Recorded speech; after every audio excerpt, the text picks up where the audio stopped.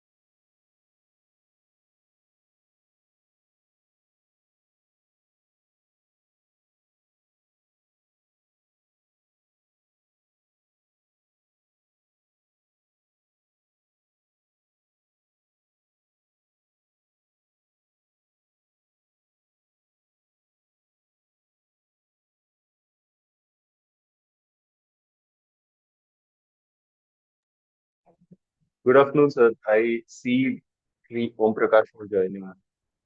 Very good afternoon to you, sir.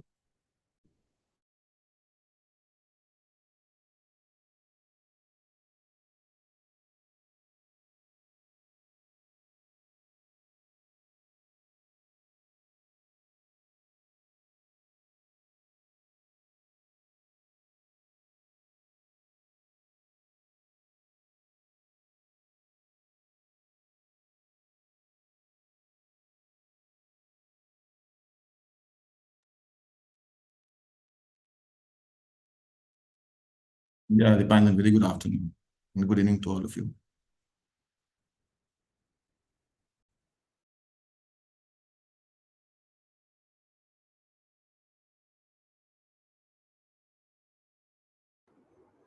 Good evening, Mr. Om Prakash, Director here.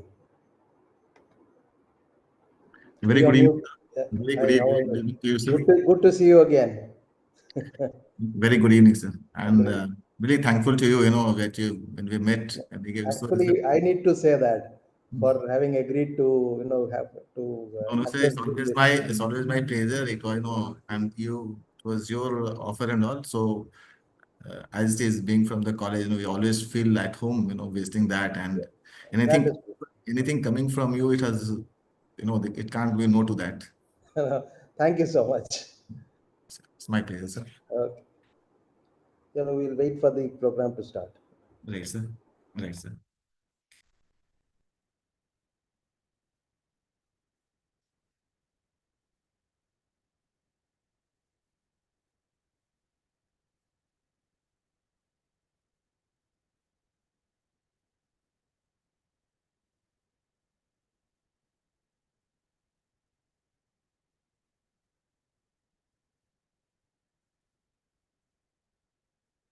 And I also saw that, the message yesterday night that sadly there was some communication issues and all that you were not able to No, put no, it. that's okay. I mean, these two boys have started the process. It's okay. It's a learning process.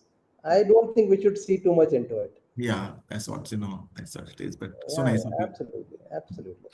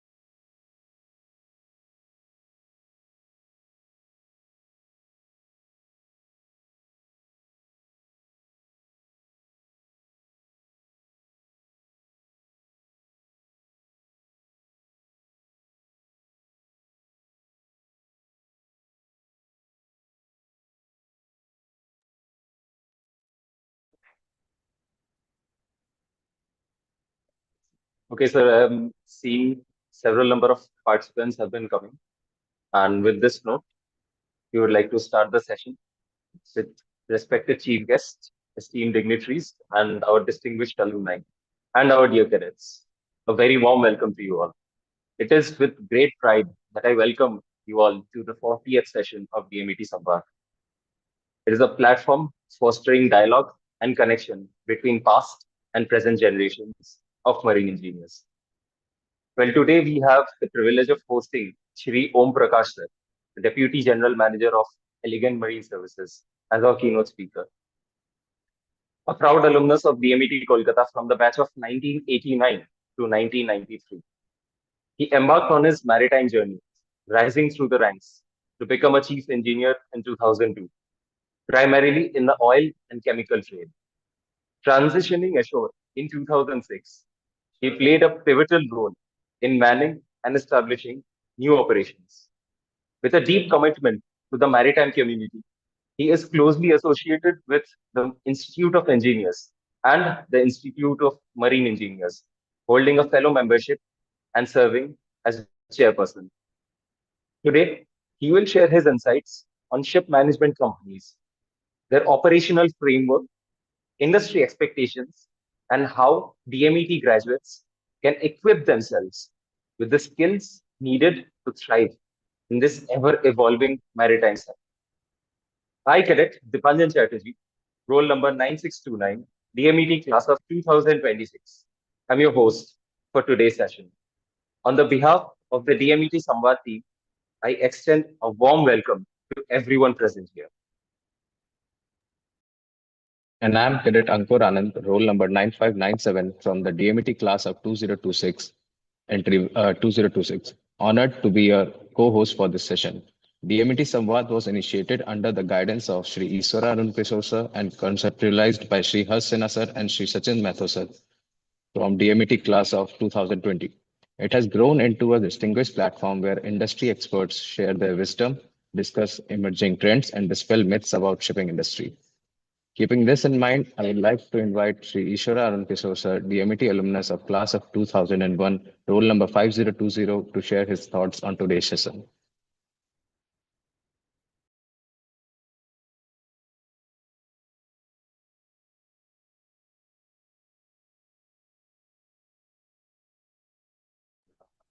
I believe Ishwara Arun Kishore sir is not currently joined with us.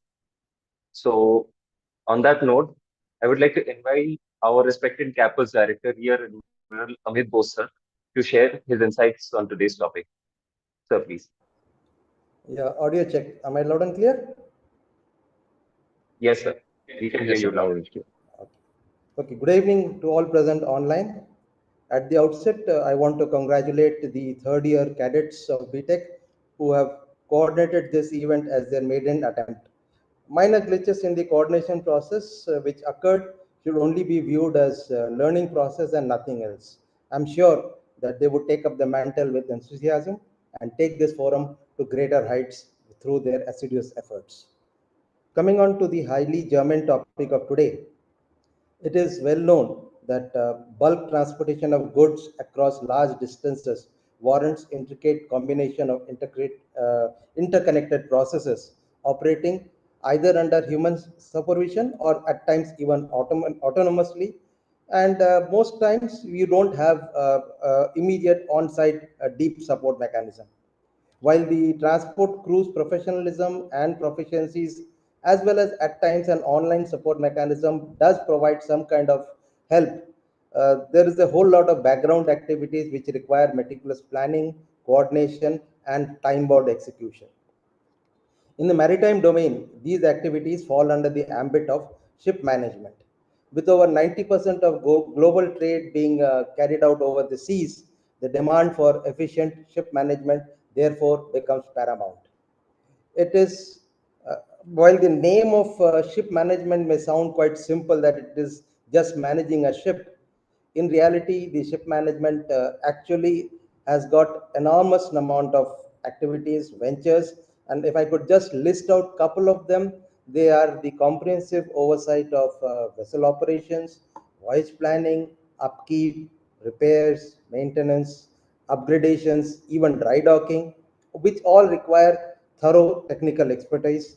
There is a need to address the requirements of bunkering, cargo handling, customs, accountings, and documentation. All of these aimed towards efficient functioning, safety compliance, cost optimization, crew welfare and management, risk mitigation. You have got compliance to international standards, be it MARPOL, SOLAS, or any other environmental audits that are required. So, therefore, the ship owners act as a vital link and ensure complex operations of running of a ship at sea goes on smoothly. Besides this, they also handle various commercial aspects like chartering, contract management, market analysis, financial administration, and at times they even do it for multiple ships of a single owner, basically leveraging the economies of scale, identifying new opportunities, mitigating potential risk, etc. In the context of IMU and other MTIs, the ship management companies also act as our go-to resources for campus placements and internship training. Now, with additional focus being given towards green transportation and net zero SDG goals, maritime industry's evolution demands that the ship management companies adopt the new regulations and technologies. They must possess the advanced knowledge about these emerging technologies, be it digital twins, big data analytics to monitor fuel efficiency, engine performance, the condition of hull fouling, etc., towards optimizing the vessel performance. And all this is crucial towards decarbonizing of the shipping industry as well as ensuring their financial successes. So clearly, there is a wide range of activities which fall under the ambit of ship management. It calls for actually unparalleled expertise and experience amongst the team. Now, ship management companies have therefore become indispensable for maritime sector, and who better to explain the nuances of this ecosystem than our own alumni, Sri Om Prakash, as he is the DGM of Elegant Marine Services. It gives me immense pleasure to once again welcome Sri Om Prakash for this 40th session of the DMET Samvad. This forum has proved itself to be an apt platform to informally disseminate information to young cadets about the nuances of the maritime industry and something on most of the topics which are out of their syllabus. I take this opportunity to also acknowledge that I had the chance to meet Mr. Om Prakash recently, and I am really glad that he has accepted this our request to address the DMAT forum today. I'm sure he will provide greater insight to the topic of today, that is ship management companies. I also urge the students and the cadets who are present here to proactively participate in this DMT Samvad session and widen your horizons of awareness in the maritime domain. Thank you. Jai Hind. Thank you, sir, for your valuable words. Now, let me take this opportunity to introduce our keynote speaker, Sri Om Prakash Mishra, sir. Sri Om Prakash, sir, roll number 4044, DMT batch of 1993, Deputy General Manager of Elegant Marine Services. With vast experience in the maritime industry, he has played a significant role in technical management and operations, ensuring excellence in fleet performance. His expertise and leadership has guided many professionals in the industry. I now invite Sri Om Prakash sir to kindly share his views and insights with us. Please. Thank you so much. Am I audible? Clear? Yes, sir, loud and clear, sir. Again, at the outset, thank you so much, sir. In fact, I had the pleasure of being to the campus and where I always feel at home. And I was on a personal visit to Calcutta when I came down to the campus. And during the course of that meeting with our director, sir, Admiral Bose, he was very receptive. And during the course, he asked me, why don't you share your experiences, on the DMT Samvad Forum? And I couldn't say no to him. To hear what I'm talking to you is all because, what our director, offered us. And thank you so much, sir, that I'm here on this platform today. Even Mr. Ishwara, who is not there, he's also been, quite welcoming, supporting. So overall, I see a very good, people who are there guiding you on the top. And I wonder why not. the boys has to grow. Now, coming down to this a very apt topic of ship management and ship ownership, sometimes it used to come through our mind as well. So let me first, take you all through, like, as very aptly, described by our own Mr. Director, Bosa. Shipping, as it is a very, it's an international business. And, more than 90% of the world's trade is going through shipping. And which is so important. Any country to survive, to grow, and to thrive, as you know, export, import, we widely hear of. It's all basis the cargo that the country is exporting to earn revenues. And so shipping is so vital. Now, as you understand that it has to go from one country to the other countries, right? And so it's an international trade. The country has to, uniformly been under the preview of international rules and regulations which are being governed by IMO, which are making the guidelines in basis, all the signing members, and then it goes on to be prevalent, acceptable by all the members, by the worldwide. So as you see, in the shipping as such, it requires a lot of expertise. I always say shipping is it's a very human capital intensive business, right? Besides the ownership, as far as the operations are concerned. It starts right from new building, wherein you need a good expertise to oversee the new building operations, where billions of dollars are being invested by any owner. Or even if it's a sale purchase, it requires the vessel to be very thoroughly surveyed, checked, so that the owners, so that the buyers are putting so much money into it. They are putting the money in the right place. So all this requires a good level of expertise. So it starts from there, and then during the operations, the vessel has to be run. The vessel, so the day-to-day running and operations of the vessel. So you must have heard, looking about the technical departments who are overseeing all the technical, maintenance, dry docking, so that the vessel is technically capable to move from point A to point B. Now, that does not only stop there. It's not only the vessel is running, so it requires a lot of compliances, as has been referred to our director. Every day, the whole economy is evolving. The world is passing through, lots of regulations and all those things, which is again adopted by the IMO to make it a convenience, and the compliance is one major part, right? So again, the vessel has to comply. So there again, the vessel has to be kept ready for that. So you've got a department, again, one vertical who's looking after all these things, that's called a QMS. Then you've got operations, which is taking care of the operations of the vessels, like cargo operations, vessel loading, discharging, all those things are there. Then you've got cargo fixations, you've got a chartering division, then you've got the manpower requirement is there, so you've got a manning division. So it's you see there are a lot of verticals, and they are it's very important. It's very critical. It's very important for the whole operation and the whole to run. The shipping has to run, right? You have got the ESG compliances you all must have heard of.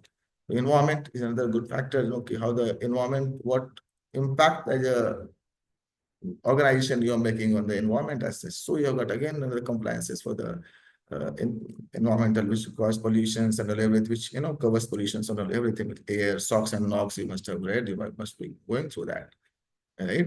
So how we impact the environment, whether sea, the water, or the air, whatever we do, or even the solid segregations and all.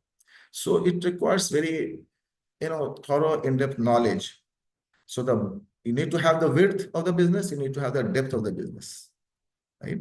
In order to ensure that the company does well, at the same time, you keep making profit, right?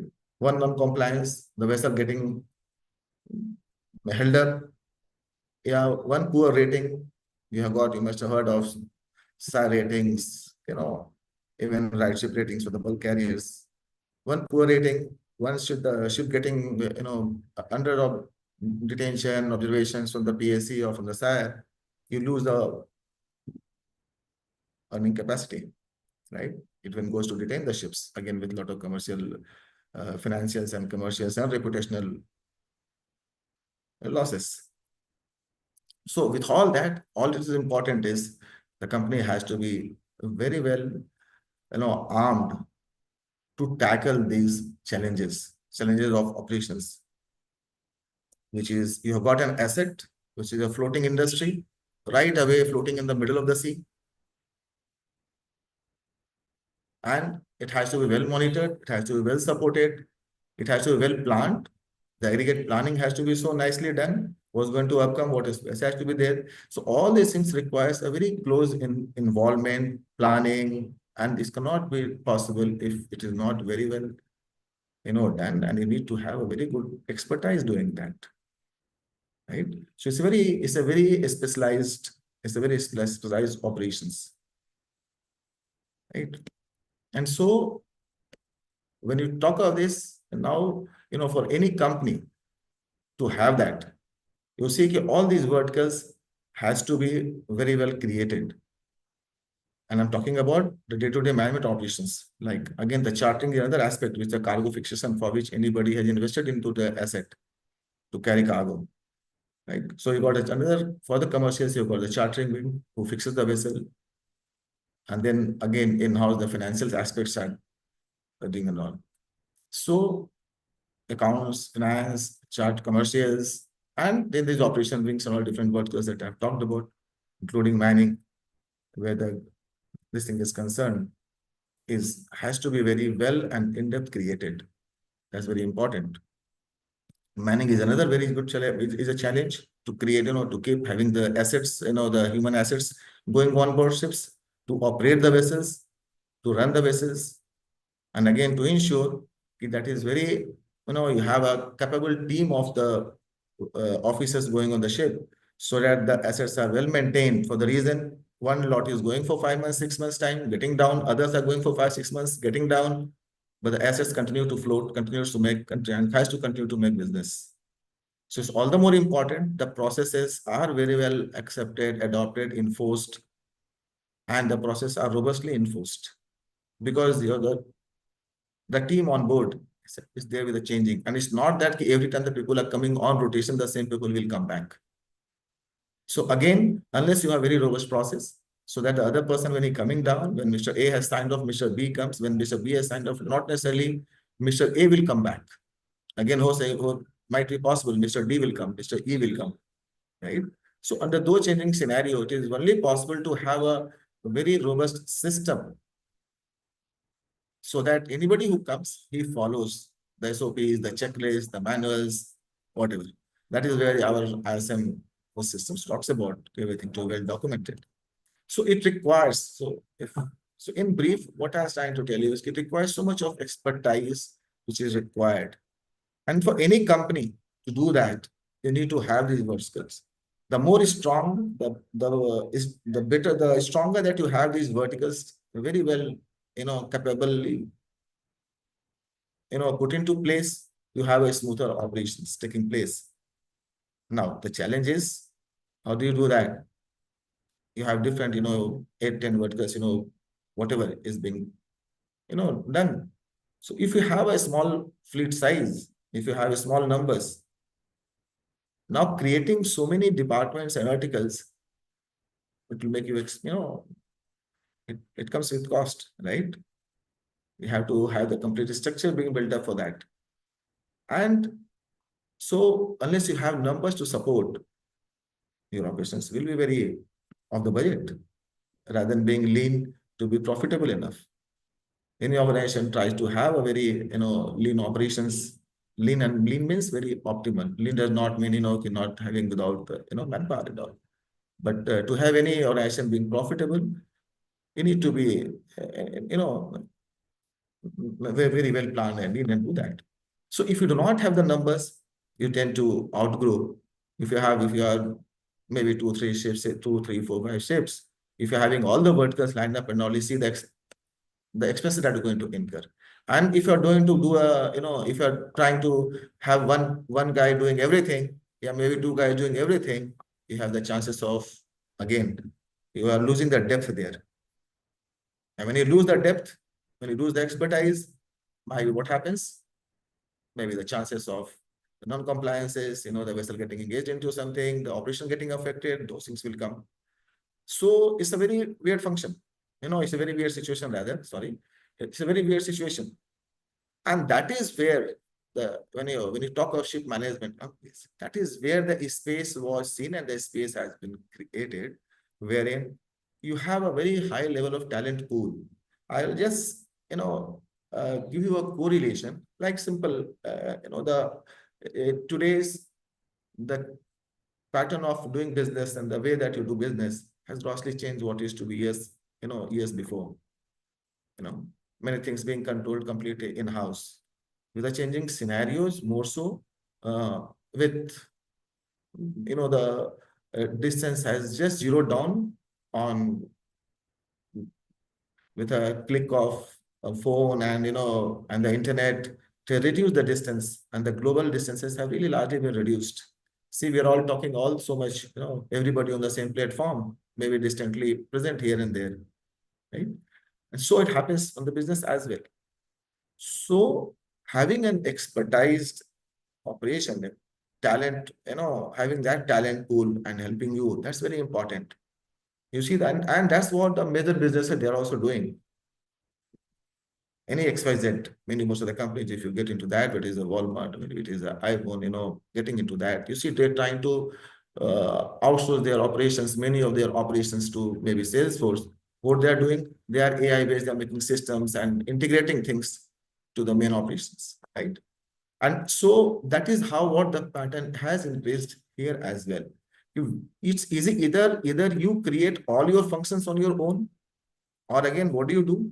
You try to take this, expertised. Now, how does this help someone? How does, this helps anybody? What happens, like, as a ship management company, you have got a larger talent pool. Like, for example, if I talk of our company, Fleet Management Limited, what we do, maybe we are managing ships for 20, 30, 40 vessels for owners, right? Amounting to maybe 620 ships. Now, if we have an experience, we have an experience of what? Experience of these over 600 ships, 620, 30, 40 ships.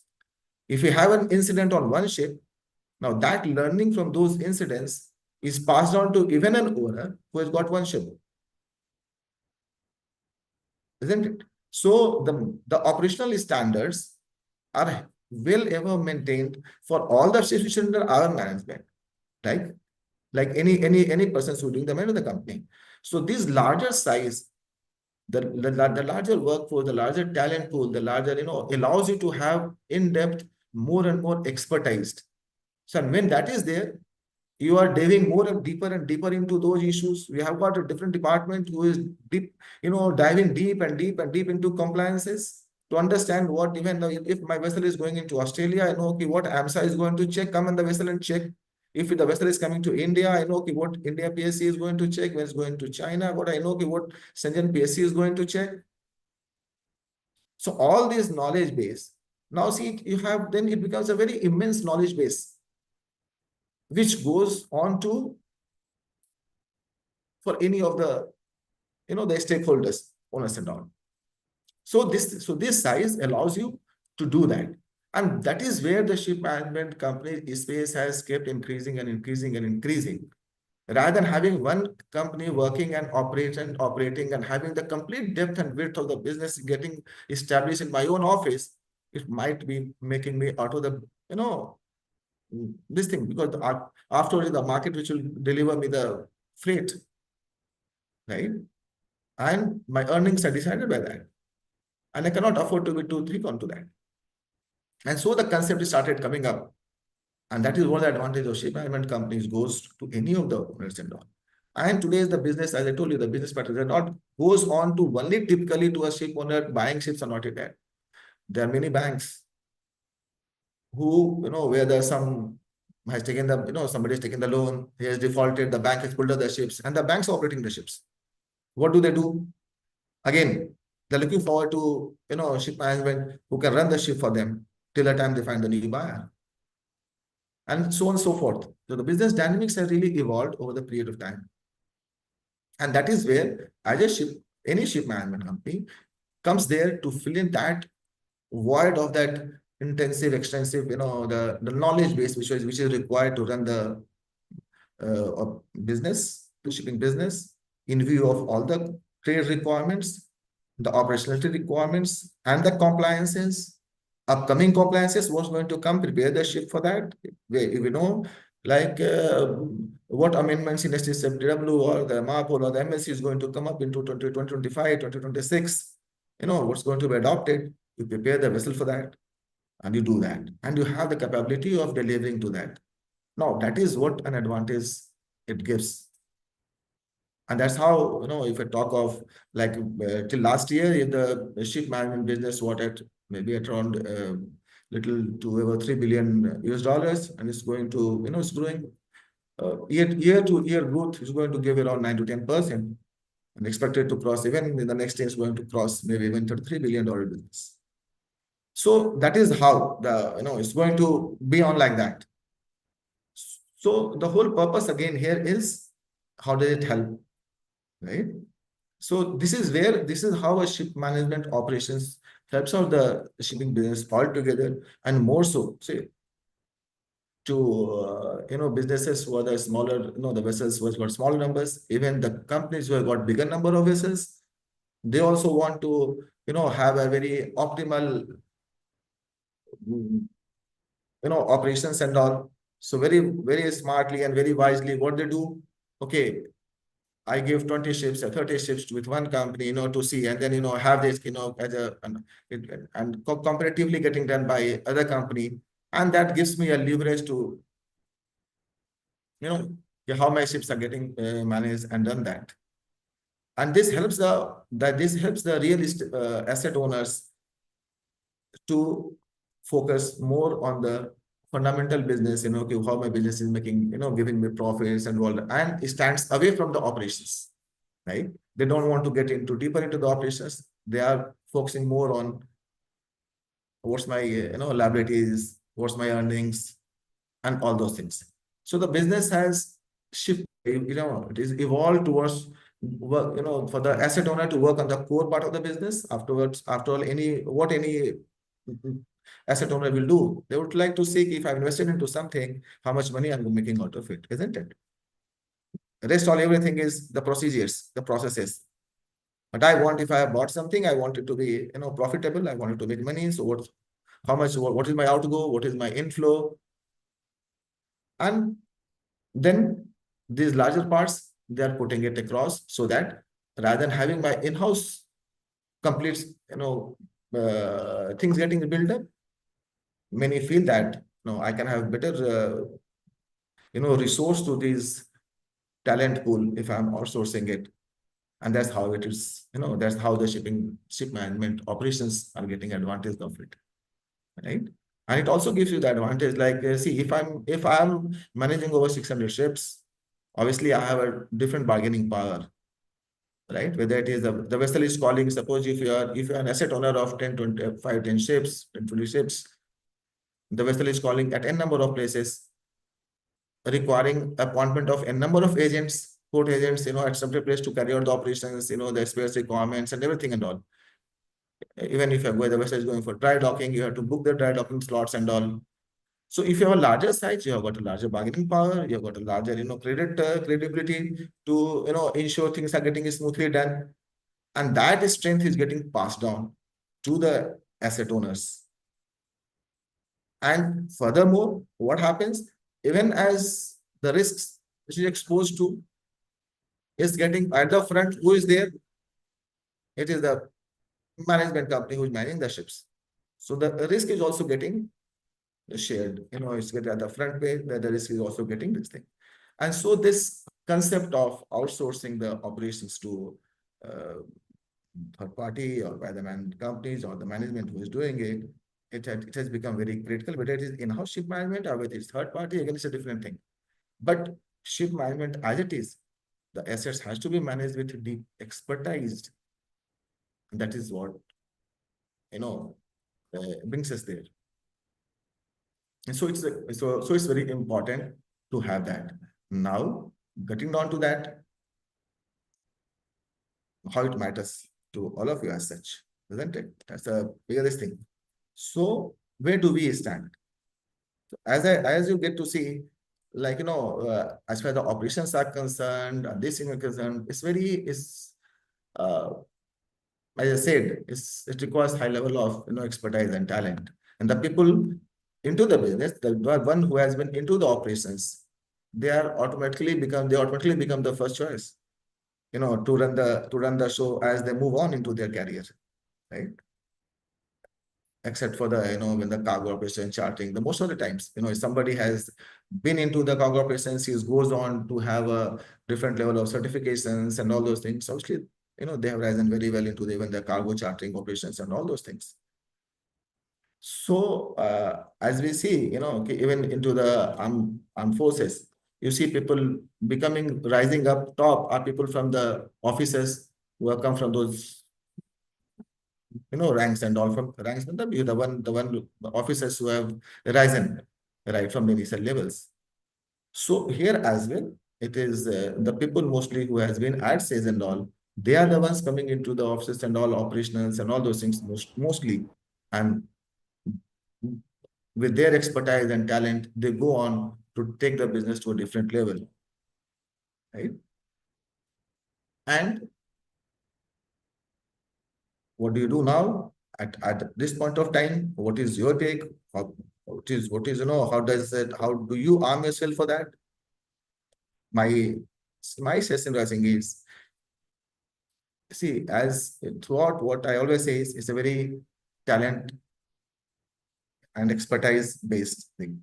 And I always feel as an engineer, you're always similar, to what a doctor does to a patient. Although, doctor is working on a live patient, and what an engineer, what we do, we are working on machinery. Maybe it is not having life, but it is something, similar, that you need to understand the system, the way it is functioning, so that you can really understand it when you're doing it. When you are understanding it, you can really, make it work, make it better, and whatnot.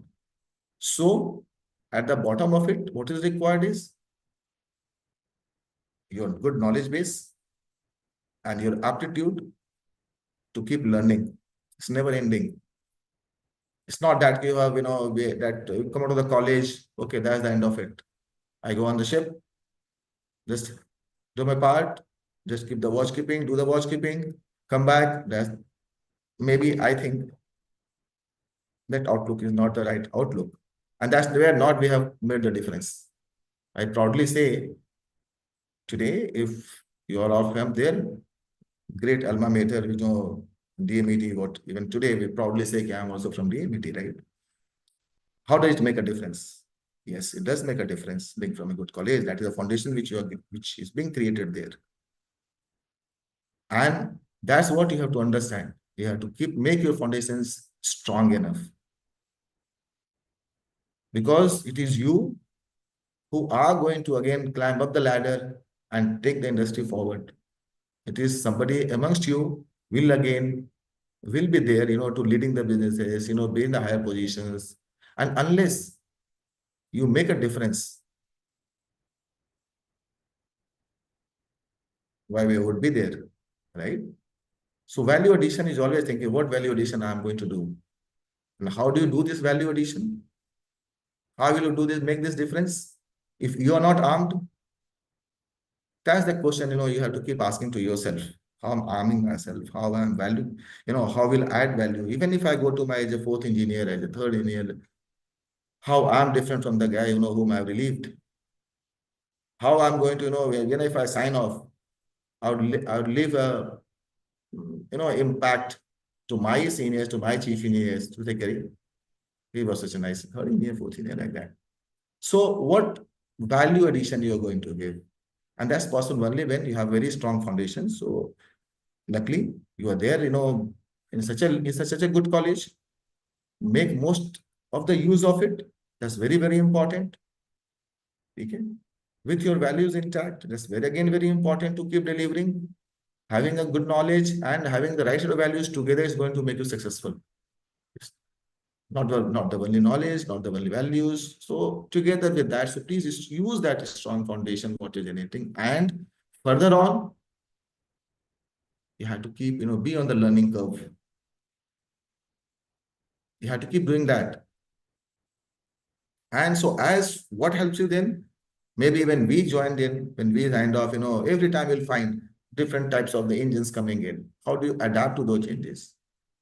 Different environmental regulations coming in. We never thought of, what is water ballast management system, what is NOx, what is SOx, again, you have got different technology coming in. The whole system, maybe the ships, which used to be earlier completely manned, then it became UMS. Now it's all completely, electronic based and all. I'm again in this, I want to really, I really am really admired, and when I got to know, and I'm thankful to Director Sir, to learn that, even the research wing has been started, the boys encouraged to get into that. See how aptly it is connected, rather from mechanical, the things I like, see the latest electronic engines and all, they're also electronically controlled. You have got the PLCs and all. So you just can't leave it, have a blind eye to that. So when I told you, you need to have that, you need to be on that learning curve, right? You need to keep learning. So an aptitude and attitude to, to keep changing, to keep adapting to the newer technologies, that will always keep you ahead of the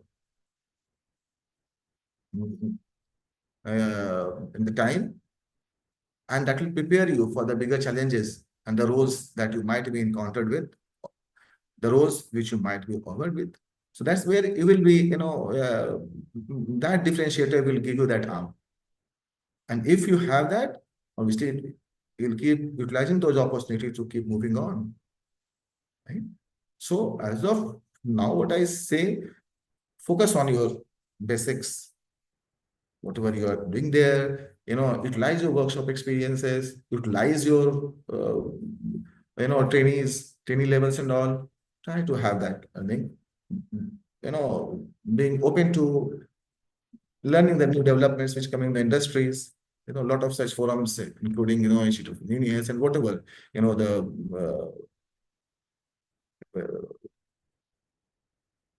the developments which is coming out, we should always be up to doing that.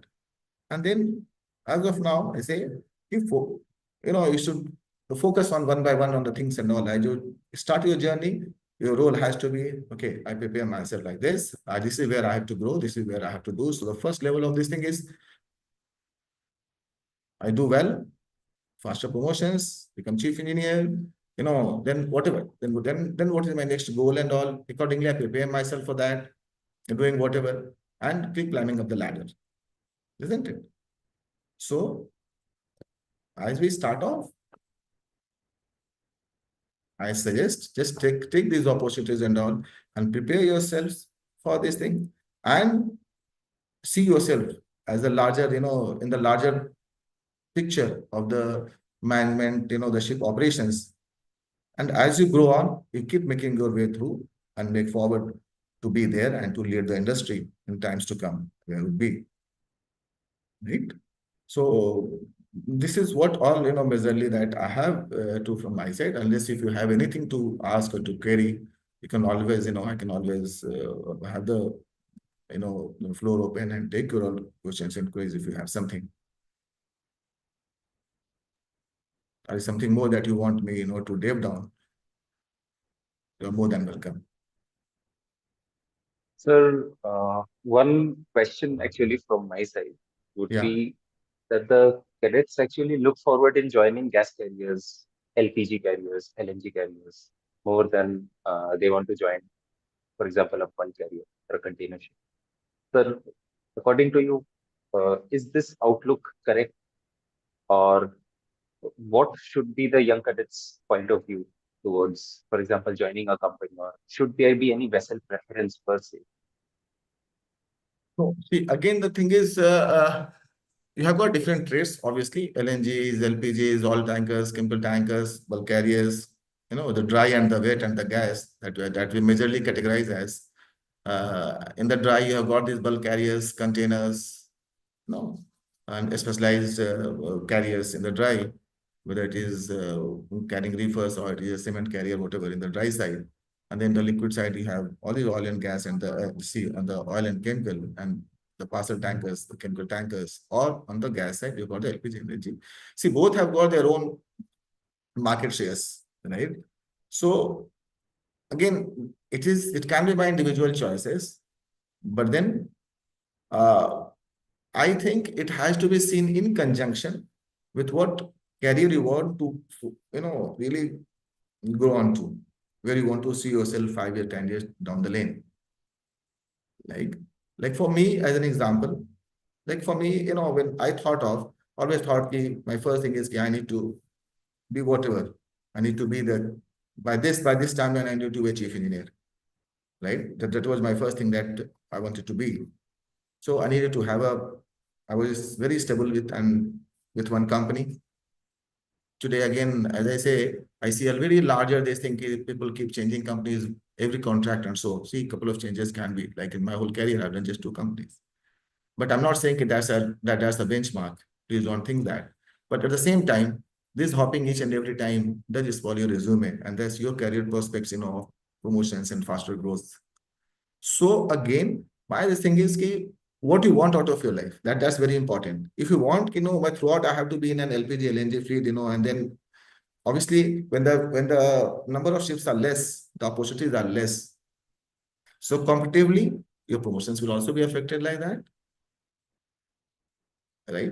So it has to be seen in the congregation of all, So no trade, no, I just, but I'm not saying any particular trade is good or bad. Right? Whether it is a bulk carrier, whether it is a gas carrier, whether it is a LNG carriers. But again, it has to be in sync with the opportunities and my priorities in my career. And that is where you should decide what you want. What is my goal? Do I want to go for, this is what I want out of 5 years, 10 years. So have a broader horizon, Even when you do we always say, even in MBA also, when we talk of this, we always call, if you're doing a forecasting, you should have an horizon. Or what horizon that we are talking about all this. So you should have a, width. This is what I want to do. This is and how do I fit into it? In those frame of things, if LNG or LPG fits, why not? Right? Absolutely. So it is like that. Hope I have been able to give some clarity onto that. Dipansh? Yes, sir. I'm sure the cadets are gaining a lot of insights. And before we commence the question and answer session, I would like to invite Shri Ishwar Arun Kishore sir to kindly unmute himself and deliver his words of wisdom. Very good evening, sir. Shri Om Prakash ji. Very good evening, sir. Good evening, Director, sir, dear cadets, and everyone online.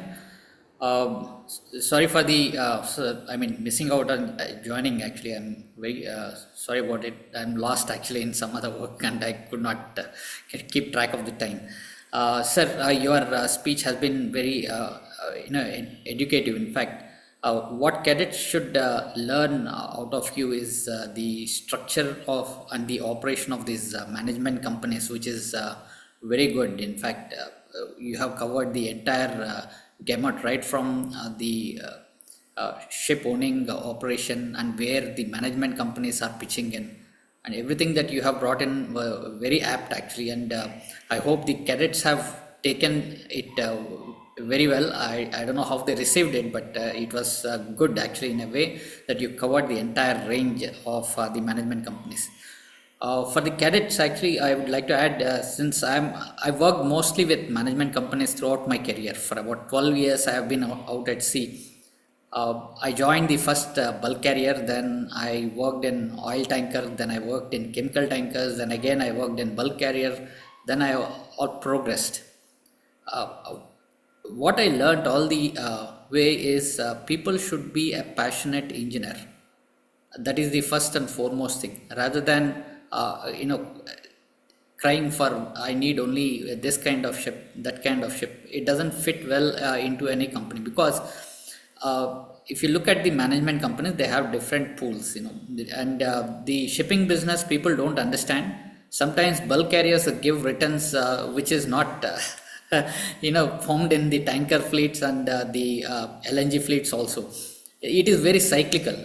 where the ship makes. Sometimes even I've seen when I was working even in a dredger towards the end of my career, I found that dredger is earning more money than an LNG ship. Cadets will not understand these dynamics of the shipping. Don't try for something which you don't understand. At the very beginning of the career, you should only be interested in picking up skills. Do not say no. People say a very catchy word, learn to say no, but you should not say no. That is in the first wisdom that you should learn in the engineering domain when you enter, because you are nothing when you join a ship. Even when I joined, I was nothing. The first job I did was actually clean the scavenging space, and I did it very well, better than the motorman. So I was appreciated for the work. I knew nothing. I just picked it up, working. The only thing that differs, is how we are able to apply our brain, how quickly we are learning on the ship. It matters.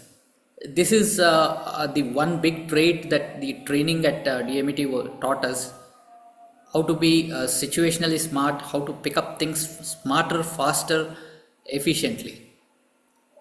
So that is the USP. The second part, which pertaining to your question, Dipanjan, I would like to say that you may be looking for, say, prospects in some oil tanker, and somebody might have started with a bulk carrier, but the towards the end, you do not know what each person would become. You might be looking, you might trace, you may even trace the alumni. What happens is the one person who is stuck with oil tankers, maybe he is a second engineer, but the person who joined bulk carriers, he should have become the fleet manager quite soon. Management companies are a very good stepping stone for those sprinters in the shipping career. They offer a very good starting role after the experience as chief, and so from there your horizon keeps on increasing. Initially, when you are at ship, you can't see anything beyond your engine room. Even on the deck, you don't find. Most of the engineers, they don't even see what is the deck machinery, what is the things which are there on bridge. Also, they don't see. Once you become chief engineer, you start looking at the bridge, you start looking at deck machinery and all. Once you become superintendent, you look at a brighter, your horizon will improve. You can look at much more larger perspective, how the business of shipping, management of shipping, so many other things will come. You will find a lot of avenues. You will be interacting with classification, claims, insurance, finance, so many other people. So your vision keeps on increasing. It's an exponential drive. It is very hard to know even the basics correctly. And the shipping domain is such a rewarding career that it will start giving you broader and broader picture. Even though you are not able to cope up at the present situation, it will throw more challenges to you. Those people who pick up these challenges, adapt, they will be very, very successful people in the shipping. I hope I answered the question. Sir, just adding a bit of wisdom to whatever you said. And it's a very nice session, sir, well coordinated. I'm on leave, sir, currently focusing on somewhere else. Otherwise, I should have been more active. I'm missing event timelines, and sorry for that thing missing out on the schedule. Apologies. And I saw the session, joined a little bit late, but I paid very careful attention to each and everything that you have said.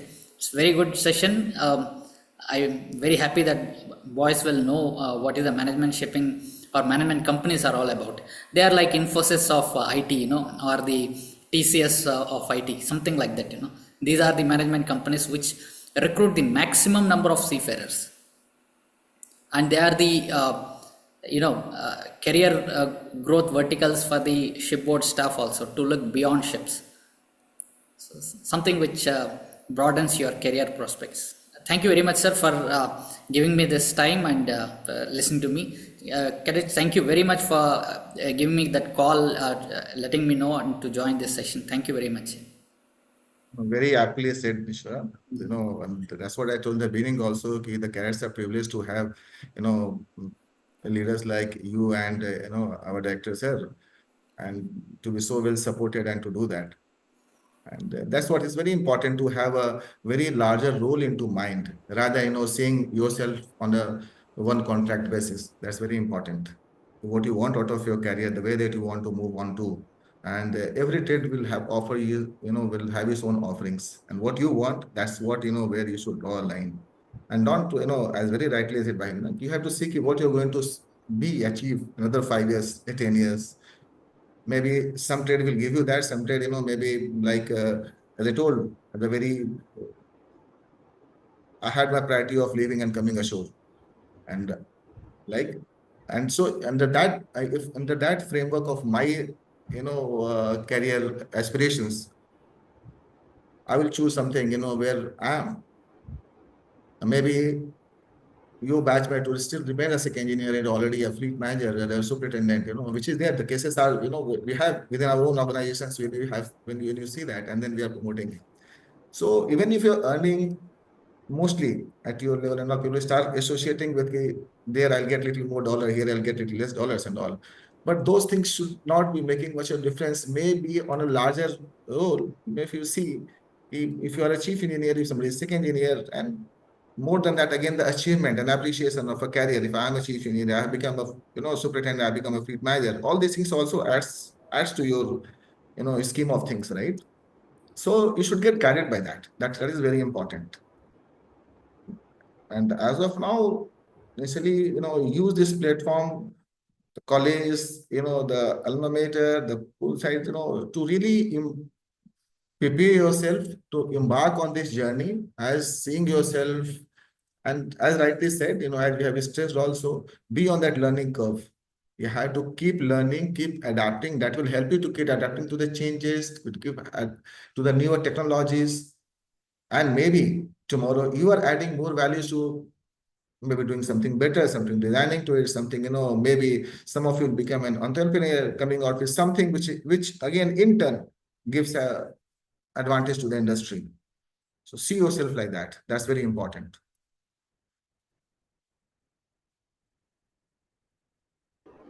I think, sir, you brought out quite few important points. Firstly, which you have brought out at the very core, is that the need for professionalism. There's no substitute for it, and that is something which has to be maintained right through, right from the stage that the cadets are learning here, and throughout their professional life. They have to keep adapting themselves, because the business dynamics are changing, the requirements, the technology is emerging. So obviously there is no substitute for professionalism, and they have to maintain that standard.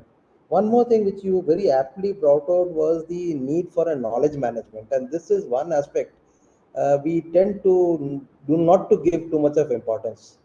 What one crew learns on board, if it doesn't pass on to the next batch of people who are manning that particular platform, the second batch has to start from scratch. And that is where I think the shipping management company comes in, and they are doing this process of knowledge management. And I think companies like Boeing, Lufthansa, they are doing this on the aircrafts. They are monitoring the engine parameters, and they are predicting as to when the maintenance is required, or they are giving alerts about possible failures. So something like this, I think, is going to be shortly emerging even on our shipping industry. The engine parameters would get monitored, and the ship's crew will get alerts from the shipping management companies. So I think that's a very good point that you brought out, sir. And as has been brought out, that the optimal manning is going to be the key. So people who are professionally good would always find that they are being sought after. And if you are not good, obviously you will have to keep hunting around.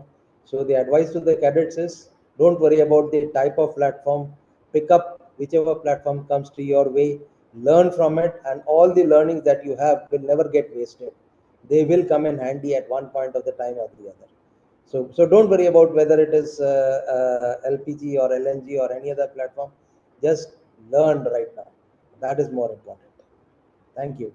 Thank you, sir. It was a very apt and very comprehensively addressed lecture. Thank you so much, sir. Thank you, sir. Thank you, Director, sir. Thank you, Shri Om Prakash, sir. And a lot of thanks to Shri Ishwara Arun Kishore, sir. for your enlightening words. I'm sure the cadets have learned a lot. And your insights, of course, have given us a clearer understanding of the evolving role of the ship management companies per se. The knowledge and guidance that you shared today will undoubtedly help as we prepare to navigate our own careers in this dynamic field. Now, we move on to the question and answer session. And especially, I request the cadets to use the raise hand feature in the Zoom meeting if you have any doubts or questions. And I would urge the first year and second year cadets who have joined with us to, ask away your doubts, ask away all the questions that you have. Okay, we have a question from cadet Priyanshu Rana. Yes, go ahead. You would have to unmute Priyanshu from time to time. Yeah, anyone asking question? Dipanjan, you have to unmute Priyanshu. Good evening, sir. I'm Cadet Jan Shurana, roll number 9983 of 2023 entry batch. I would like to ask that how do the ship management companies ensure the compliance with international maritime regulations like the SOLAS or MARPOL or the ISM codes?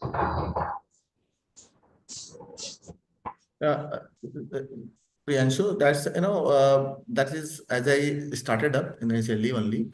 That's a complete one vertical. When the industry the shipping has to move around, it cannot be without those compliances, Yes, right? sir. So it's very important, and that's where you have and compliance is not at one level. It has to be right from every level, and at the front, it has to be from the ship being and the process being set from the office. So we have a QMS department and the one vertical completely who is focusing on these things and all. So the first thing you have to do is we have a very good processes which has to be put into place to ensure that those processes are without fail managed well, and we have checkpoints to ensure that those things are well carried out, whether if it's a MAPOLs, okay, fine, or whether it is air pollution or SOx and NOx that I was referring to, or whether it is garbage management or any upcoming regulations, whether it is SOLAS or requires to it is relevant to MLC and whatever. So we ensure that those processes are very well, the boys are trained onto that, the officers are trained onto that. So through our training schemes, training institutes and all, when we are imparting training, we make them educate, we make them learn onto the upcoming event, like what we do, what's going to come up in 2025, 2026. So all those things we keep doing that, right? And it's not even, and these compliances is not only, it is ship management or ship and asset ownership, it is across, it is industry requirement, right? If you have to run the ship is moving from here to point A to point B, it has to comply. That's as it is. So you need to have a very robust processes and the policies and the checklists to ensure that those things are being meted out. And we try to do it by imparting, even the trainings while the people are there on board, all on ship, while on board or while on leave. Hope I have been able to make some clarity to satisfy your question.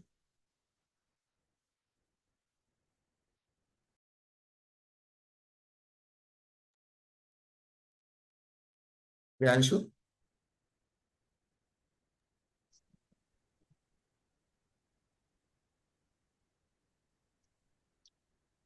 Priyanshu, you can unmute yourself. Yeah, excellent answer, sir. Got my answer, sir. Thank you so much.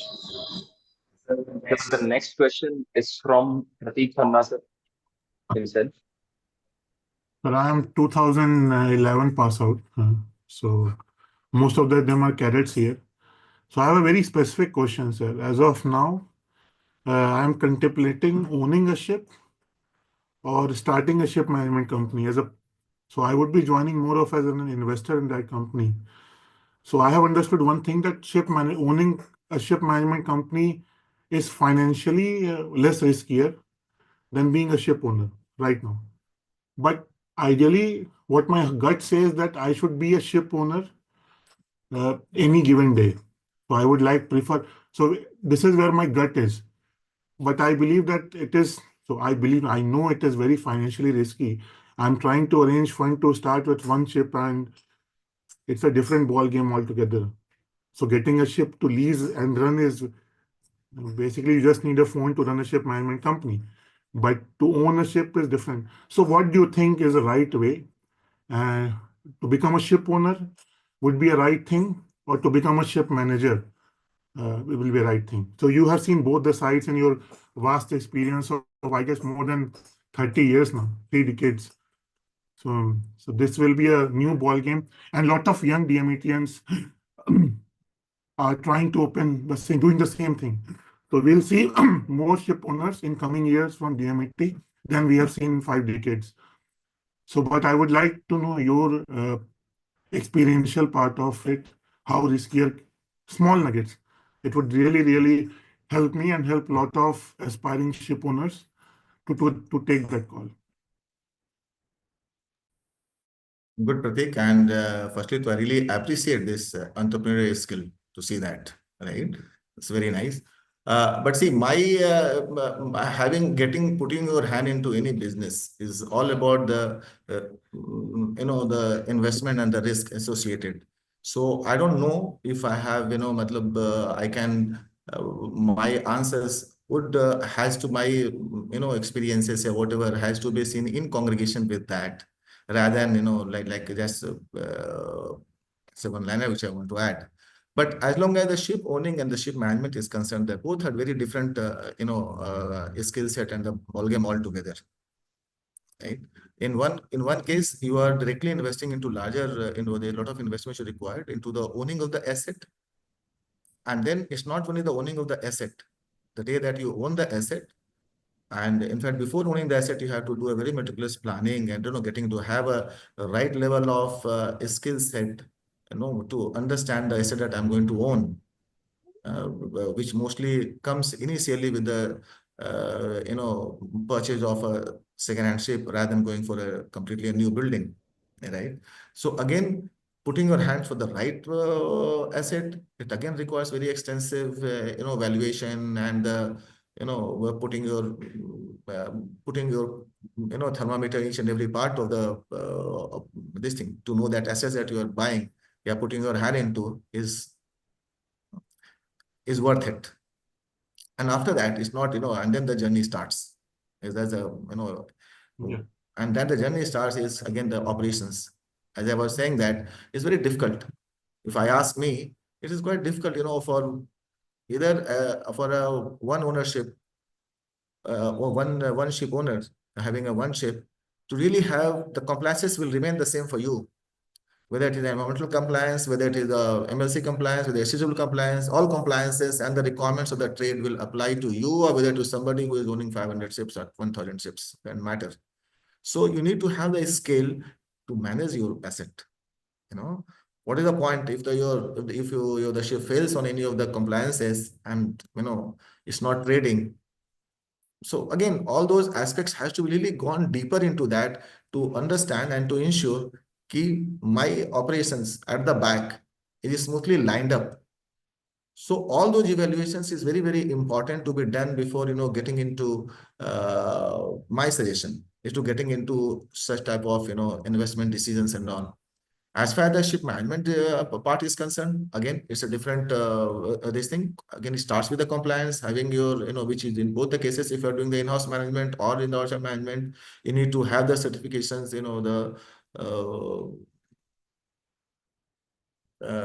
this thing from the required DG and all the permissions, to do the hiring and as per the MLC and everything, all the ship management, certificates, you need to have that. And again, you need to have the scale also. Having a couple of ships to start up and to start your operations, you need to have the talent pool with you so that as a ship manager, if any owner is going to give his assets to you, you'd expect that again you deliver the way that you are with that you would be expecting as a ship owner to have your vessels being managed.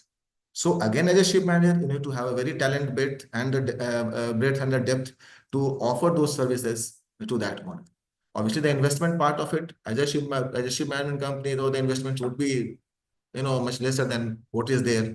So again, your decision is very large. The decision has to be seen that the decision has to be made, taking all those factors into mind. Like what is my investment portfolio? What is my, then the plan to do that? all those things. The risks, as you have seen, the risk in both the cases are different, obviously.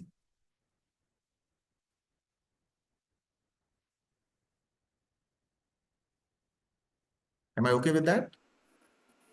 Pratik, you have to unmute. Thank you for the answer, sir. Learned a lot of things from you today and from Ishwara sir and also from director sir. So, and I would just like to say, cadets, these are years and decades of experience. Keep your mouth shut and try to listen.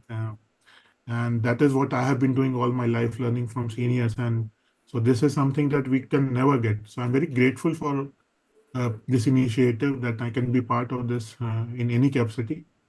I'm always learning from my seniors. So that is my 1 cent of wisdom from to all my juniors and even seniors. So God has given us 2 years. Let's listen more and let's talk less. And so on that note, I guess a lot of cadets have different questions that they can ask. Thank you again, sir. Yeah, Pratik, shall I add a little bit on that particular part, ownership or the? Yes, sir. Huh? Yeah, it is not that I am all knowledgeable, but just with interacting few people, I picked up points. It is. I happen to interact very closely with Dr. Ravi Mehrotra, who is the ship owner. So I can share some little bit insights. Ship owning is a different ball game. It is the what you are capable of will dictate. Uh, because we cannot blindly bet, that it is not actually a gamble. When we take such a big leap, we should understand the entire gamut of ship business and then its prospects, what is going to be in future. It is a ultra high level of intelligence, to be a ship owner. That is what I could pick up from Dr. Ravi Mehrotra, because what I understood is he is the son of an economist. His father was a professor in Banaras University as a professor in economics. So he knows actually where the money is, and in ship owning, absolutely there is too much of risk and too much of return. So, but we should be all knowledgeable if we have to take that bite, and we have to look for the correct opportunity. It is like Python, which can stay hungry for a month, and it is just waiting for the big kill. Ship owning is something like that. Whereas the technical management is a daily breadwinner, so it depends on what level of knowledge you have and patience you have, and that's it. Thanks. And Pratik, the thing is ki normally as a technical person going up the ranks, we very closely and very readily associate with the technical management, ship management and all. But the ownership, the whole purpose is different. Why you're investing? You are starting a business, right? Why you're investing? Operations part is very easy to carry on. The whole, it's not only buying a ship and operating it. The whole, the gamut changes for the purpose. Like, the cargoes, how what is my strength in having if I don't get cargo from a vessel, maybe you are doomed if the vessel is stranded for so many days and all. So the purpose of that asset management is very critical. So that's one aspect, that's one strength, that is one area that we really need to we worked more in depth to understand the purpose for which I am buying the asset. Is it, matlab, I would able to carry on with that? I have my lineup very clearly laid out for that, right from compliances and to everything, and then operations will follow it, right? So all those things, all those areas and arenas has to be well understood and well, pondered upon. Once again, I got like enough to ponder upon today. I'll pass on to another cadet. Lot of cadets have asked questions.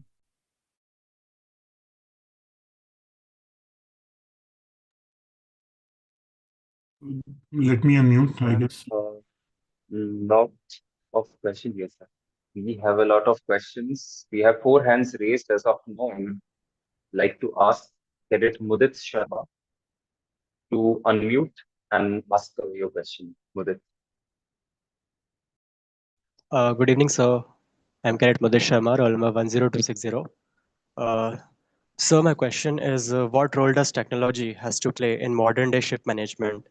So since we know that technology has been advancing at an alarming rate in the past few decades, so what does that evolution, that advancement has in how it has influenced the modern day ship management? Yes, sir. I would just answer this by saying this.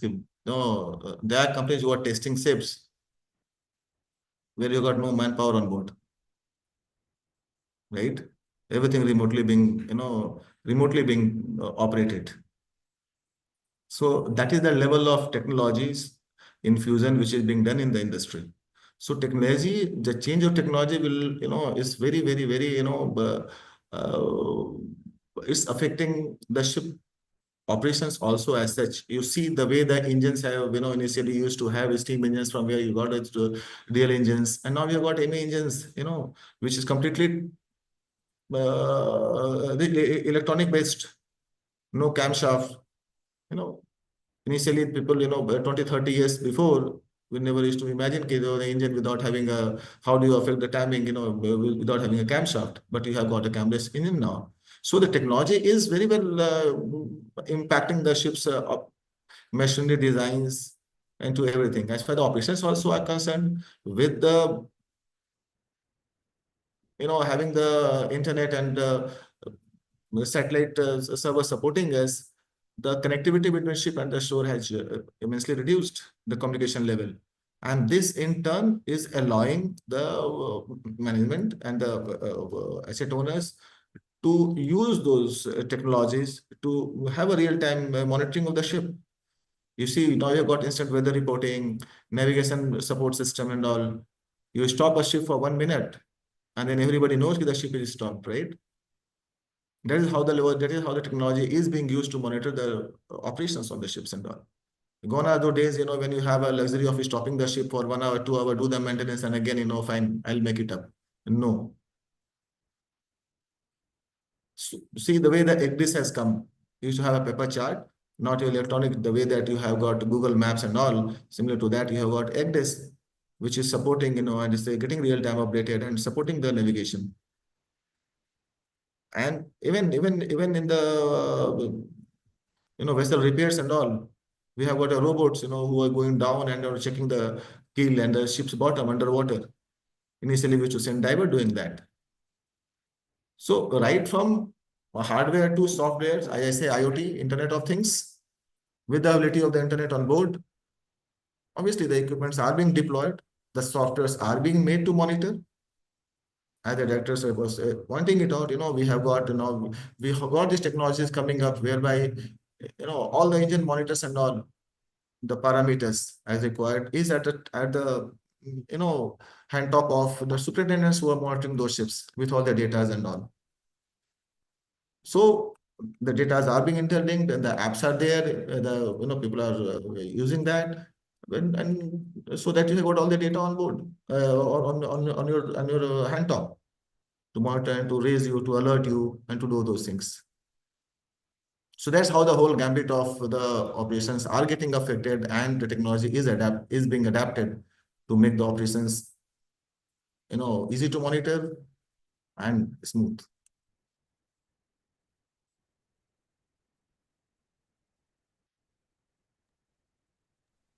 Mudit, anything more or?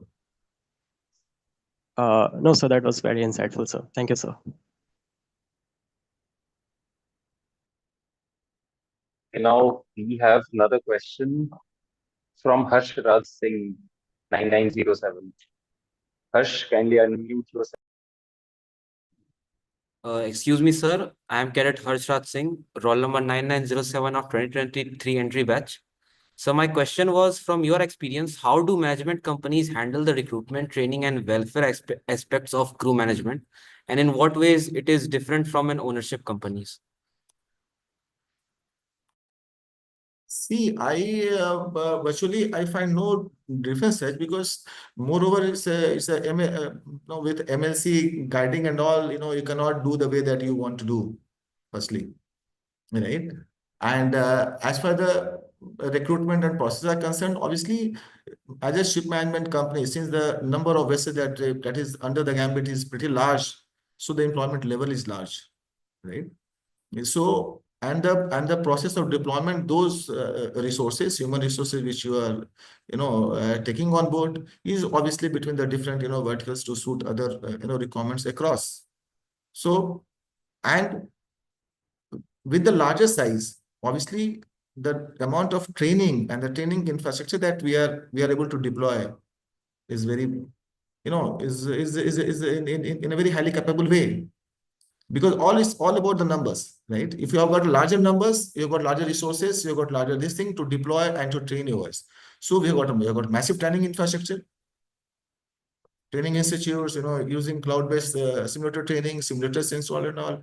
So that is not any compromise being done. We cannot afford to have a compromise. As I told you, the whole operations is very talent-based. You have to invest into your talent. You have to keep training people. And you have to keep, making them, training them with the latest technologies, and everything. So you cannot have any second thought about having, not to train the people. So training is there. Training is not at all compromise, nothing as such. See, so through deployment and, resource management, it's all about, catering to your the organization's need and all. So I don't think there is any difference as such, which I find between the, because I have sailed. I was one part of the career I was there throughout with the ownership company so called, and then the ship management companies, and the whole, the initial concept has all changed. It has all changed.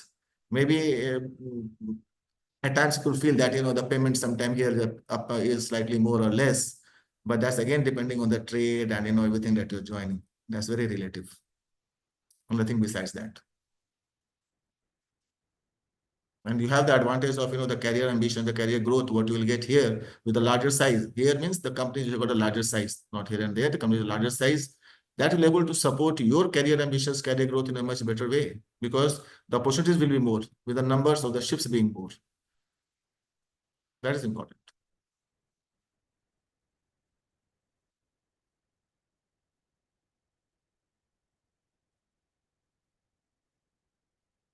Yes, Raj? Anything more I can Yes. ask you? No, sir, I got my answer.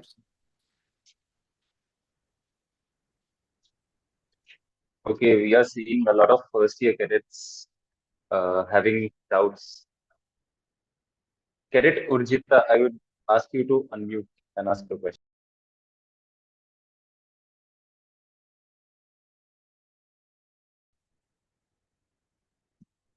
Yes, sir. Excuse me, sir. My name is Cadet Rajita Bish, roll number 10377 from 20220 batch, sir. So my query was that how do ship management companies mitigate crisis situations, for instance, accidents, piracy, or machinery breakdown? Thank you, Urjita. See, the policies regarding these contingencies, mitigation and management remains the same, whether it is a ship management or the ship ownership. I don't know if the question was in that particular relative pretext, because it relates to the ship ownership, the ship operations. And we have got a very, strict contingency plan and all, whether it is a piracy, whether it is taking the ships into the high risk areas and all, where you got a very strict policy of carrying the armed guards. No, so armed guards are taken on the ships at a particular location, and when the vessel is out of that high risk areas, the armed guards are getting out. So that's how we try to, or in the war zone areas, and all those risks are being taken care like that. And any other contingencies, whether it is, medical emergencies or something, they are, it's all very well taken care by having, we have got, if the ships are there in the line of the choppers are coming here lifting, but those things are very commonly being used. And again, as I say, bigger companies and who are having a very standard, SOPs and the standard operations and all, Obviously, they have an edge on that, and obviously they are not cutting corners, you can't afford to cut corners on that. You can't.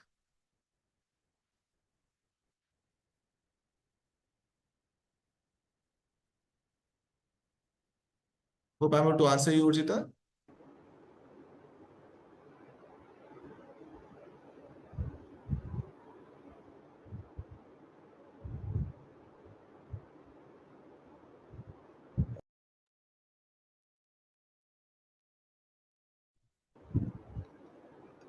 Dipanjan, I think you can move on to the next I, question.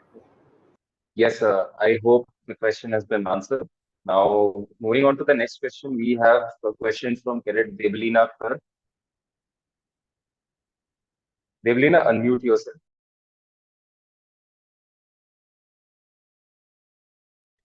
Yes. Good evening, sir. So I'm Kara Devina from 1020 from 2024 entry batch. So my question was, what strategies do ship management companies use to maintain relationships with ship owners and charterers? And how do these strategies ensure satisfaction for both parties, particularly in terms of efficiency and in compliance with international regulations? Good, Evelina. See, the thing, as I said, we got different verticals taking care of those things, right? We got an operations department who's taking care of the complete operations. Like, operations means the cargo operations. What cargo to carry, whenever there is a cargo fixation, how the tanks are being, prepared for that, and every aspects of the cargo movement. Obviously, the vessel we have got so as I told you, the size will always allow you to have a very, to make your talent pool very in depth, or the breadth wise also and the depth wise also. So most of the bigger companies, and so in our case also, like we have completely dedicated operations department who is completely, communicating very closely with the charterers, who is doing the cargo fixations and all queries. It's not only left to the vessel, to our shipboard staff to answer to that. The shipboard staffs are just there to run the show the way they are, the way they are as a routine job, and in the hand in gloves with the technical team and the operations team. And the communication part, everything, and every query and everything is being supported and being done by the operations department, who has got extensive knowledge and experience and in-depth knowledge about these operations. So they are taking care of the chartering part and all. And as far as the compliance is concerned, again, we've got a very robust processes, systems, and compliances is there. Again, for to meet that, we've got another QMS department, the vertical, and the experts which are there into that, who ensures, like as I told, if the ship is going to Australia, we know the AMSA can board the vessel. So how to prepare the ship for that? Again, the petroleum department, they will come out with the, okay, you do these things and all, have a proper checklist, and have a feedback from the vessel if all those things are complying and not. So complete support system is being given and is being monitored. It's not only one-way traffic. Okay, we tell the ship to do that. The accountability is being taken by the people ashore. We take the onus, okay, fine, to support, to ensure. And there has been times whereby the superintendents from the office, they are traveling on board ships. If they are a larger, if we see that the team on board is new and the vessel is subject to higher level of maybe inspections, and we have a SAR inspection, or maybe the vessel is going to AMSA, there will be a number of inspections, and doing that, people are traveling from ashore to the ship to help the onboard staffs. So those are the measures that we take, and that's being supported. Actually, you see, the bigger, the size of the company helps you to have, as I told you, it helps you to have more, talent to take care of all these situations. And it's very well planned. And I said, the onus is being taken by us. Well supported. Hope I was able to answer to your, this thing, to your question, Develina. Yes, sir. That was very much insightful. Thank you, sir.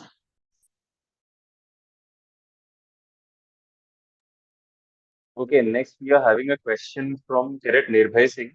His roll number is 10273, and he says that his microphone is not working properly. So he dropped me a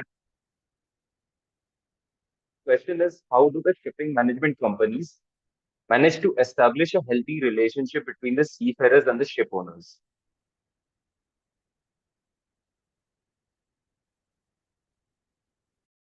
Relationship between the ship owners and ship directly. See, it is uh, the seafarers on board. You are there, so obviously, you are a part. You are part of the system, right?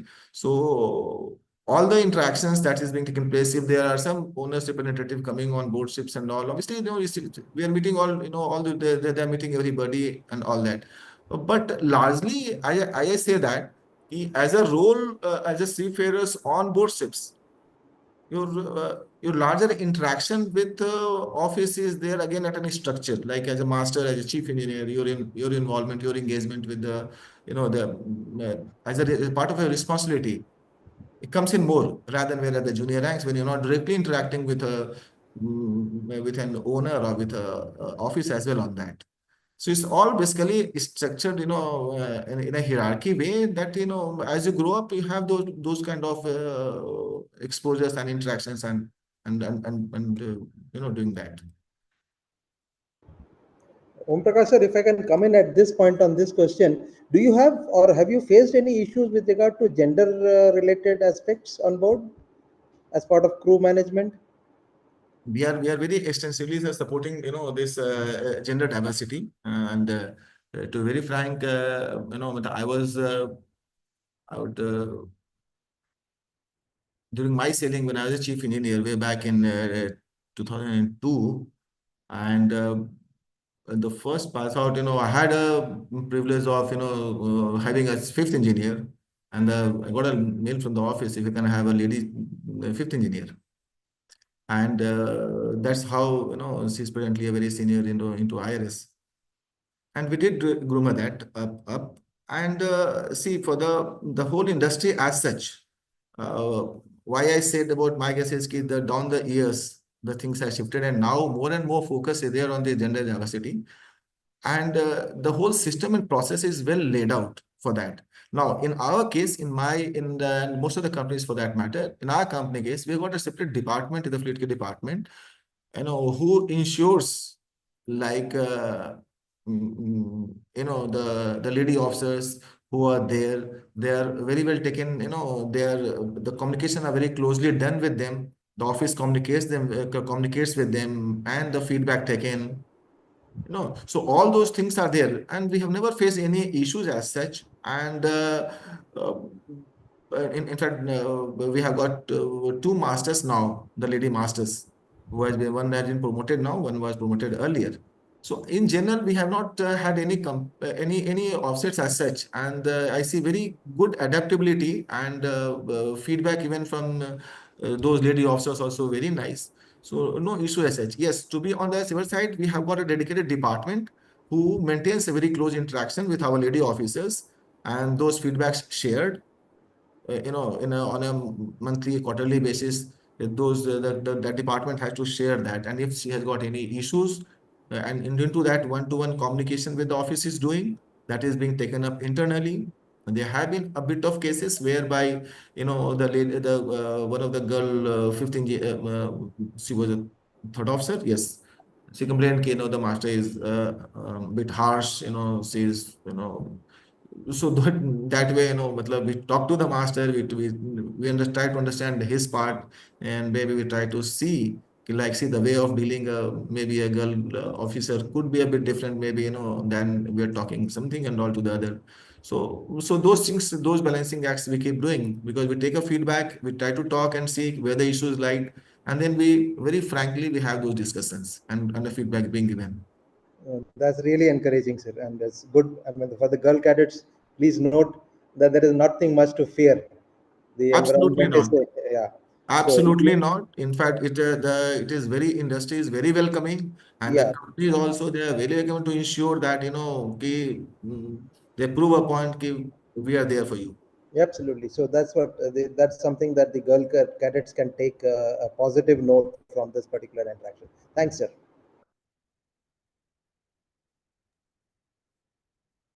Thank you, sir. We are having one last question. We will take one last question from Cadet Om Priyadarshi, roll number 10278. I would like to ask Om to unmute. So I am Cadet Om Priyadarshi, roll number 10278 from 2024 entry batch, sir. So my question is about, is there any point of contact between the company of offshore and the vessels on board or which is afloat? If yes, then that point of contact, and does any kind of information get shared between the company office and the vessel? What kind of information gets shared from the ship to the company on a daily basis? I'm really sorry, you're coming broken. So, some part I could understand, some part I could not understand. Can you really, matlab, repeat that question, please, Om?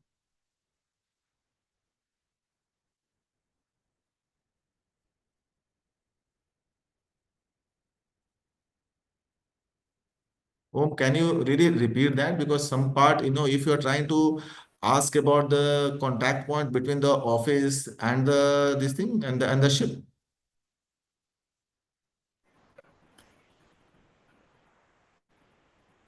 Yes, sir, if I'm audible, sir. No, you are breaking out, Om Prakash. I don't. Om Priyadarshi, why don't you actually put it on the chat box? Put your query on the chat box.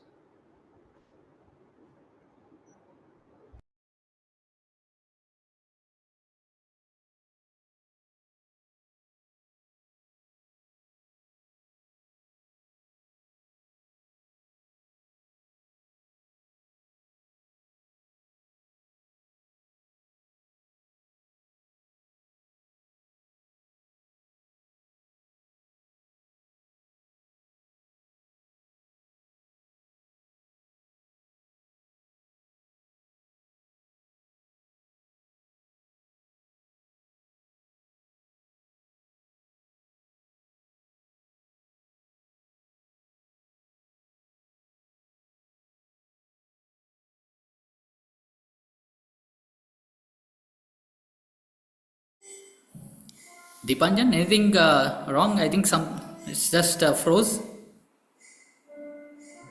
Everything is good on my side.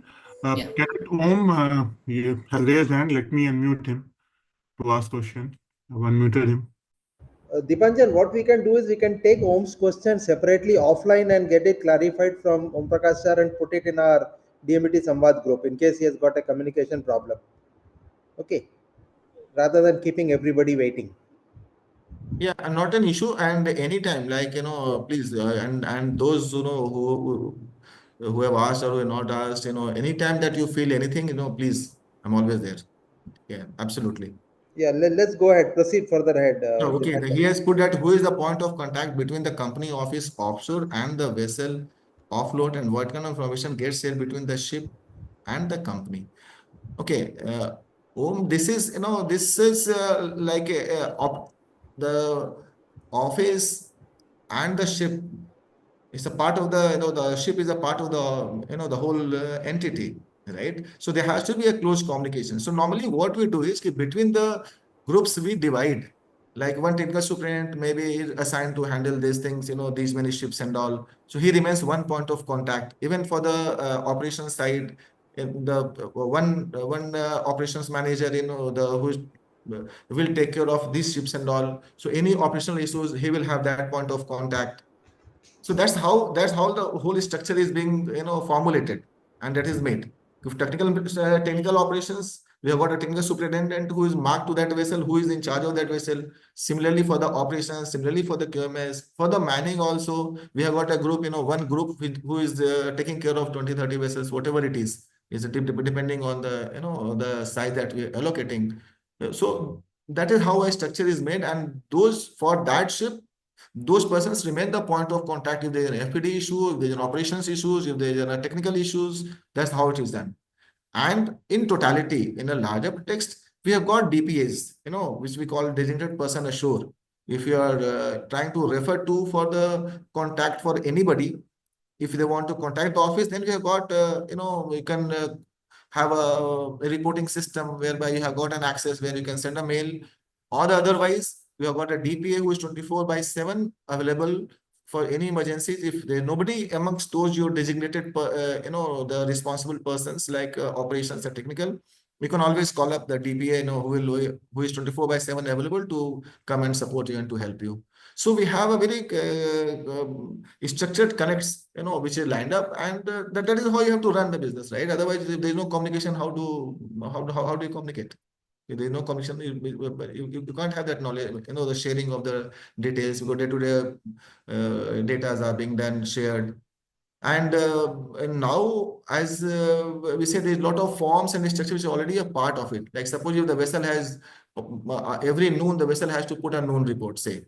So he's just putting to the system and it is getting exported. So the superintendent is saying that. So there are many operations which is automatically getting done, updated. We know okay, today day end, when end of the day, these are the reports which I will get. End of the voyage, this is the report I'll get. End of the quarter, this is what reports I'll get. So in that particular format, the reportings are being done. If you have to have any communication, verbal communication, you pick up the phone, you know who is the person who I have to contact. Whether it's technical, okay, I'll call this superintendent. If I have to raise the operational issues, I know I have talked to Mr. So-and-so, Captain so-and-so. Right?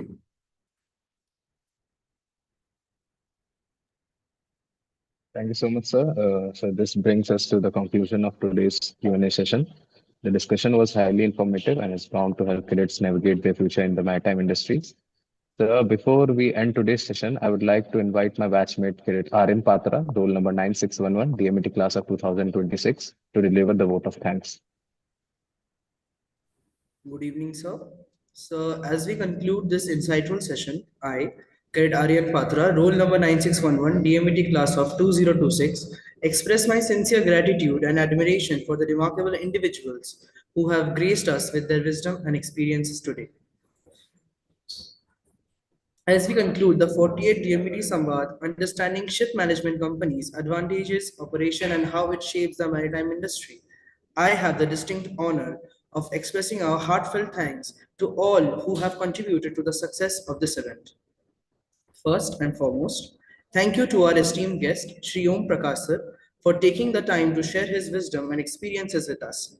Your insights have been undoubtedly inspiring for our cadets to strive for excellence in their careers. I would like to thank our respected director, Rear Admiral Amit Bose sir, and Associate Professor Shri Ishwar Arun Kishore sir for their leadership and vision. Your continued support has been instrumental in creating platform like DMD Samvad that bridges the gap between our alma mater and illustrious alumni. I also take this opportunity to acknowledge Harsh Sinha sir and Sachin Kumar Mehta sir, DMT class of 2020, and Sachin Saurabh sir, DMT class of 2021, for their vision to reach greater heights. My sincere gratitude to the core committee members who have worked tirelessly to make this session possible. Anna DM ma'am, roll number 9311, Arkya Vaishya sir, roll number 9322, Piyush Ahirwar sir, roll number 9430, Prerna Ghosh ma'am, roll number 9441, Raghav Dhaka sir, roll number 9446, Rustam Raj sir, roll number 9466, Shushnata Mukherjee ma'am, roll number 9531, Yash Mukherjee sir, roll number 9544, DMT class of 2021 to 2025.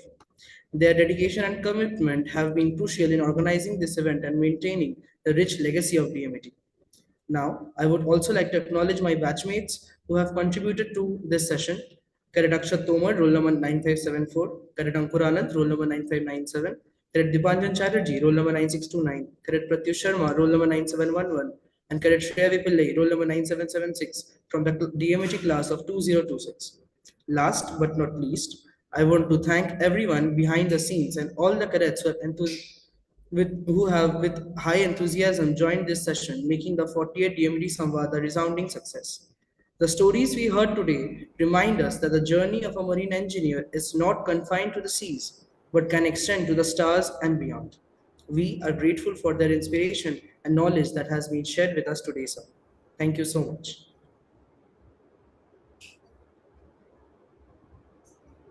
Well, sir, now this concludes our 40th session of DMET Samvad. Well, we appreciate your presence and engagement in today's discussion. And well, a heartfelt thanks to again to our campus director, Rear Admiral Amit Bose sir, and to our associate professor, Shri Ishwara Arun Kishore sir again. And to all the cadets who have joined and showed that enthusiasm, and to all my juniors who have also worked tirelessly behind the scenes to make this event a success. Now, we would like to invite the dignitaries to kindly open the video camera for the photography session. And And just I would like to have the last, this thing. My again, seriously, my sincere thanks to the directors and Mr. Ishwara, who is really very welcoming. I know you have got a marvelous leaders on top. Please take full use of it, and you have to understand the cadets. Like, please, you are from a very high, epitome institute. You are carrying the baton, and you have to create a legacy. You are the future leaders. So please arm yourself up with the right, with the fullest of the knowledge, with the right attitudes and this thing and all, and prepare yourself for the future. That has to be done today. Thank you.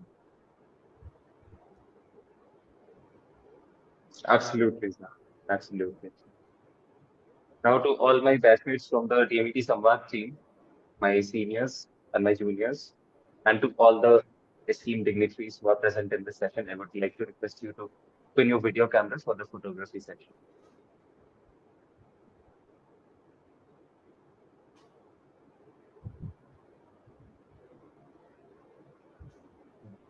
I would like to ask Cadet Ankurana to take a snapshot of the same.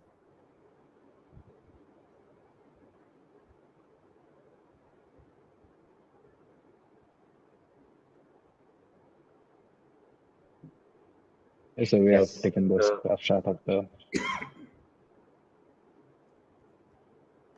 yes. Thank you, sir. Thank you, all the participants, my Sabha team members, Shri Ishwara Arun Kishore sir, and Rear Admiral Amit Bose sir, for joining the session. Yeah, now And everybody we has would to like cheer up. Everybody has to cheer up the Indian team, right? yes, sir. Good. All the best. Thank you. Thank you, sir. All the best to all of you. The boys, keep it up. Thank you so Thank much. you, sir. The cadets can leave now, sir. Good day. Bye-bye. Thank you, sir. Good day, sir.